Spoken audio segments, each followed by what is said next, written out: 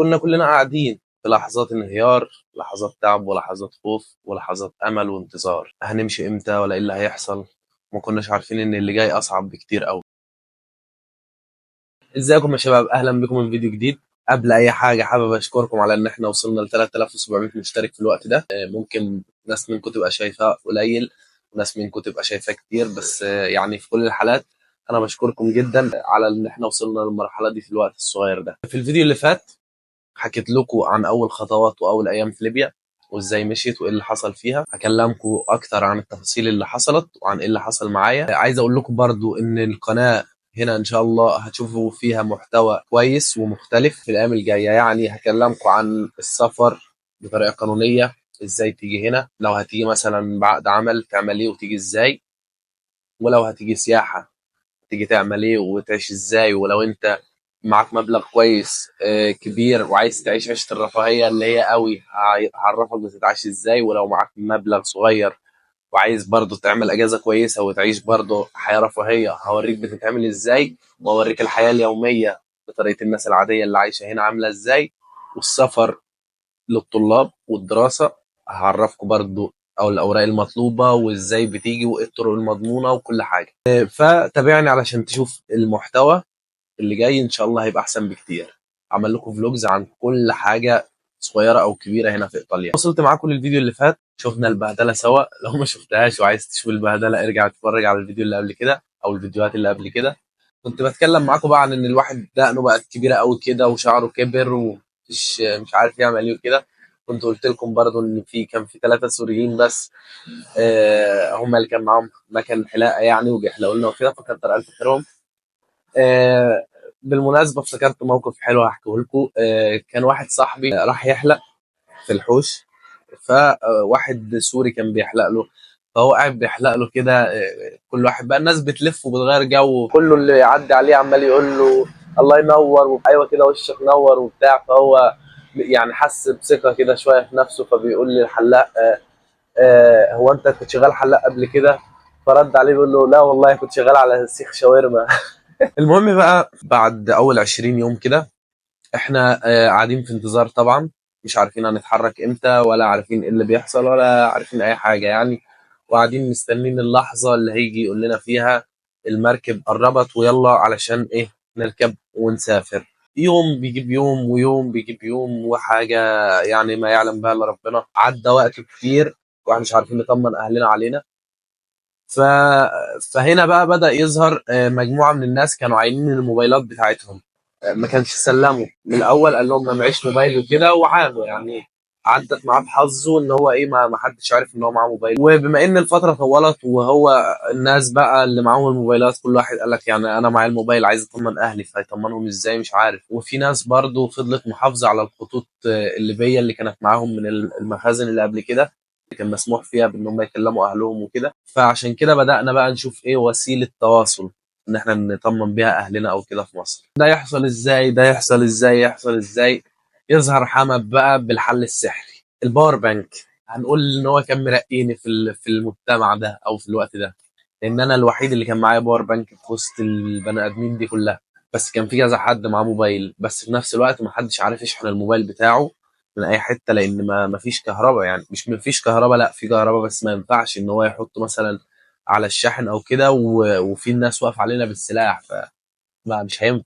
الاول اول واحد ظهر بالموبايل ده، طبعا احنا قاعدين يعني 600 واحد في مكان قد كده، فهو مهما استخبى في يعني المعلومه هتتسرب برضه.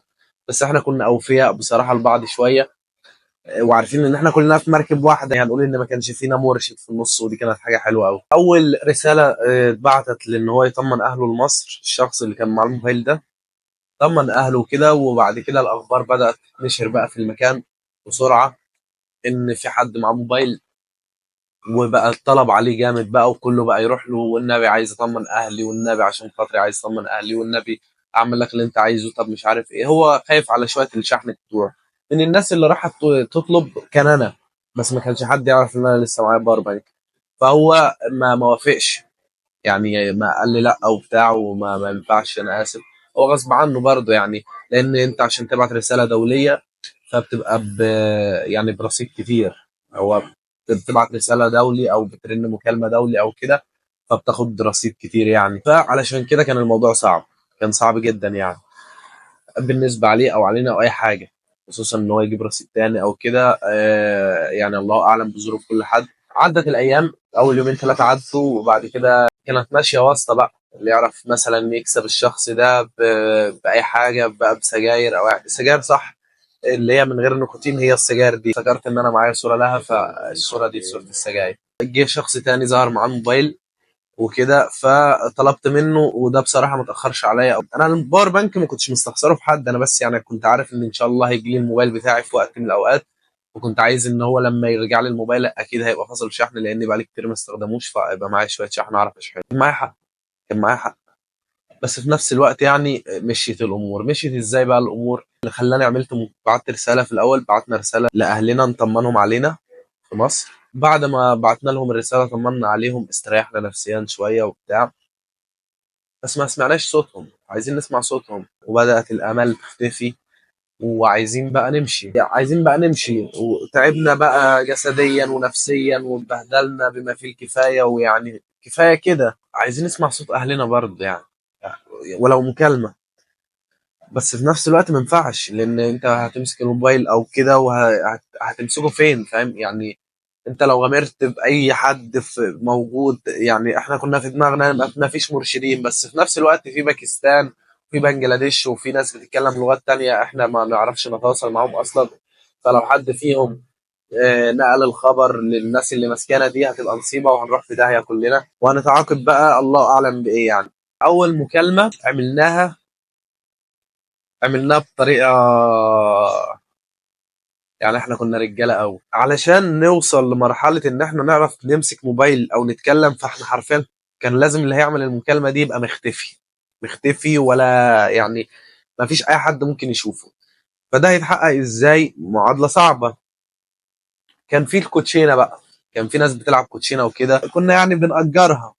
طبعا قلت لكم ان العملات الفلوس ما مش موجوده، فاهم؟ فانت بقى كلها صفقات بقى من اي نوع ايا كان، فاهم؟ اي حاجه لها لازمه، اي حاجه حرفيا لها لازمه. عملنا صفقه ان احنا جبنا كوتشينه، تمام. وبعد كده قعدنا احنا الخمسه، فرشنا بطانيه تحتنا. البطانيات دي احنا لما خرجنا قعدنا بره، والجو بدأ يسقع، ودخلنا بقى في شهر 12، في نص شهر 12، والجو تلج وكده. فجاب لنا هو ايه؟ بطانيات بقى. قال لك كل اتنين يستخدموا بطانيه او كده، في ان هم يتغطوا بيها يعني، لان احنا نايمين على الرمل بره في قلب المطره، فعلى الاقل يعني يبقى في حاجه نحطها على الاقل تحتنا. فبما اننا كنا خمسه، فكنا واخدين بطانيتين، والتالتة عرفنا نتصرف فيها خدناها. فكنا بنفرش بقى بطانيه تحتنا، وبنتكبس فيها احنا الخمسه، وبالبطانيتين التانيين كنا بنتغطى. فكنا كويسين الحمد لله يعني. جبنا بقى الكوتشينه، واترصينا كده احنا الخمسه، وجبنا اتنين تلاته من اللي موثوقين فيهم، من اللي هم الناس اللي من بلدياتنا يعني، يقعدوا معانا. عملت صفقه بقى مع الشخص اللي معاه الموبايل، في ان انا اشحن له الموبايل بتاعه 4%، وهيخليني اعمل مكالمه. يعني هو يعمل مكالمه وانا اعمل مكالمه. كنا اول حاجه قبل المكالمه لازم رساله. فانت يعني كنت بتستغل الاثنين. كنا بنبعت رساله في الاول، نطمن ازيكم، عاملين ايه، انا حمد، يعني احنا حاليا في مخزن البحر، وان شاء الله ادعوا لنا، وقريب هنمشي، والكلام ده كله. ولو عايزين نقول حاجه يعني بنقولها. وطبعا واحد يعني ابويا مثلا او حد من اهلنا بيوصل لاهالي الباقيين، وبيطمنوا علينا من كده. وفي وسط الرساله دي كنا بنكتب، اول ما تشوف الرساله دي حول 100 جنيه رصيد صافي على الرقم اللي جات لك منه الرساله دي، علشان واستناني في الوقت الفلاني، خلي موبايلك مفتوح معاك على طول من الساعه كذا للساعه كذا، علشان ان شاء الله اعرف ارن عليك واكلمك. فكانوا طبعا بيشوفوا الرساله، بعت الرصيد على الرقم، واحنا بنقعد بقى نشوف الوقت لحد ما يبقى في وقت مناسب ان احنا نعمل المكالمه، وبعد كده ايه؟ نتصل عليهم ونكلمهم دقيقه او دقيقتين او ثلاثه اقصى حاجه. يعني يوم ما يبقى بقى انت طولت معاهم في الكلام 3 دقايق، بتكون قلت لهم فيهم كل حاجه حرفيا. يعني انا اسف، بس ما كناش بنديهم فرصه اصلا ان هم يتكلموا، لان احنا عارفين ان احنا اللي في الموقف الصعب، هم الله يكون في عونهم برضه تعبانين ان احنا بعيد. بس احنا عايزين نقول لهم اكبر قدر ممكن من المعلومات، لان ممكن دي تبقى اخر مكالمه. يعني احنا عارفين ان احنا هنروح نركب البحر، ففي نفس الوقت مش عارفين اذا كنا هنعيش ولا هنموت.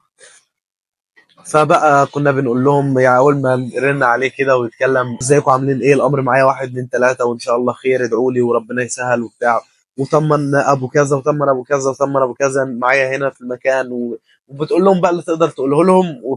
طبعا انت بتكون قاعد قبلها باسبوع بتحضر للكلام اللي هتقوله اصلا. وكانت الامور بتمشي. كنا واحد صاحبنا بقى بنعمل القعده اللي قلت لكم عليها دي، وواحد صاحبنا بينزل تحت البطانية بنفحر شوية واحنا قاعدين كده واحدة واحدة. ممكن تقعد يومين كاملين تقعد تشيل في رمل، تفحر واحدة واحدة من غير ما حد يحس، وتوزع الرمل حواليك مع باقي الرمل عشان محدش ياخد باله ان في حفرة هنا. شغل افلام. بس ده والله حقيقي مش فيلم، يعني ده والله حقيقي. وقصتي، ده قصتي وكل اللي انا بحكيه لك ده انا عشته. فكان واحد اصغر حد فينا بقى، صاحبي اصغر حد من ان هو يعني طولا او جسما، بينزل تحت البطانية في الحفرة دي ويقعد يكتب الرسالة في الأول يبعتها، وبعد كده يطلع عادي أكنه مش أي حاجة. وبعد كده لو لقينا الوضع مستقر والناس اللي هم واقفين علينا دول مش هو ماسك السلاح بس وعمال يلف في المكان كده. ف هنا كان بقى يطلع يعمل كده، ينام مثلا كده على البطانية هو متغطي ونايم كده أكنه مثلا مريح أو نايم أو أي حاجة. وبيرن بقى، يرن على الرقم مره ما ردش، التاني ما ردش، التالتة ما ردش، يبقى خلاص صاحب المكالمه دي ملهوش نصيب يعني. بس الحمد لله كل المرات اللي حاولنا نتكلم فيها اهلنا عرفنا، يعني كلمناهم في الفتره دي خلال بتاع حوالي 3 4 مرات. المكالمه اللي مستنيينها جت، قاعدين عادي كل واحد بقى بيحكي قصه، واللي بيحكي انا هعمل ايه يعني كنت انا عايش حياتي ازاي، واللي يقول لك انا كنت بدرس كذا، واللي يقول لك انا كنت خريج كذا، وكل واحد بيحكي حياته بقى، وكل واحد يعني قاعدين بنسمع بعض. ما فيش اكتر من الوقت هنا، ما فيش اكتر من الوقت حرفيا. فانت ما عندكش اي حاجه ممكن تعملها غير ان انت ممكن تقعد تسمع قصص من 600 واحد بقى، وتسمع تجارب وخبرات وحياة وحكايات وروايات. ماشي، جت المكالمة حوالي العصرية كده ما بين العصر والمغرب. يلا يلا يلا يلا يلا يلا، نفس المحاولة الأولى بتاعت إن إحنا نركب المركب لأول مرة. في أقل من 5 دقايق كان كله بقى موجود في الحوش، وكله بقى مرصوص رفوف، كله قاعد.